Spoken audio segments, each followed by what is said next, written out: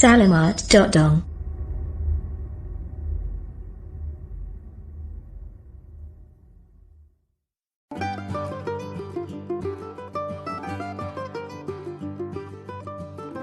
The US Congress and presidential elections. Voting. The people's chance to decide who they want to run their country and represent their interests. But how does it work in the United States of America? Across the pond, voting is quite different. Like the UK Parliament, the United States Congress has two houses, the House of Representatives and the Senate. Unlike the UK, there are public elections for both houses, and a third separate election is held to choose a president. In the US, the president is both the head of state and the head of government. In the UK, these roles are carried out separately by the monarch and the Prime Minister. The House of Representatives in the US Congress is designed to give a voice to the people of every local voting region of America. Members of the House of Representatives stand for re-election every 2 years. Each state is split into districts, and each district votes for one representative. The number of districts depends on the population of each state. For example, California, the most populous state, is split into 53 districts, so has 53 representatives. But Alaska, which is huge but has a really small population, only has one district and therefore only one representative in the House. Like the UK House of Commons, the election system is first past the post, so the candidate with the most votes in each district wins a seat in the House of Representatives. The party that wins a majority of seats in the House takes control. The ideal situation for a president is that the House is controlled by their own party.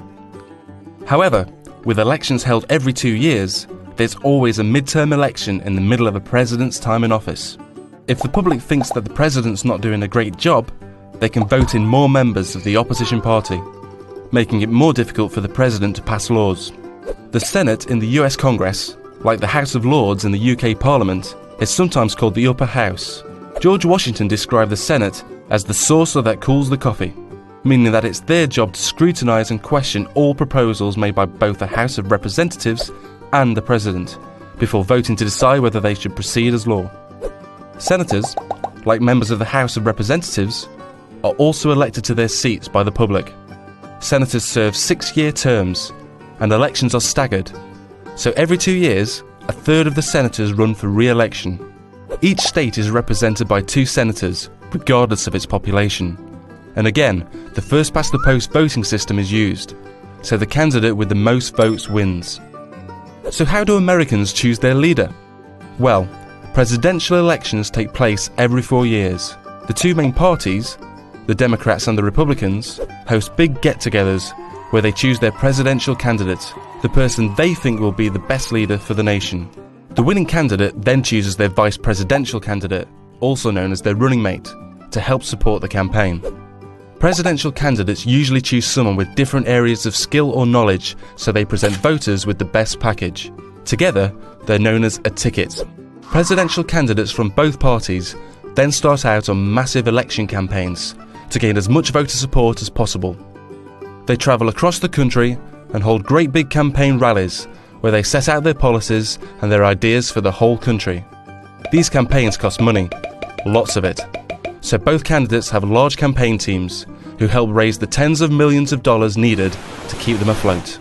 When it comes to election day, the public go to the polls to vote for one presidential ticket. So far, so easy.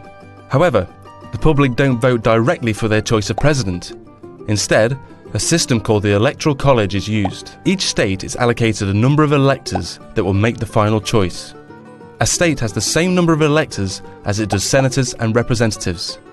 In most states, all the electors will vote for the presidential ticket which received the most support in the public vote. Finally, the presidential ticket with the most Electoral College votes becomes President and Vice President of the United States of America. So that's how things work in the US. A democracy like the UK, but on a much larger scale.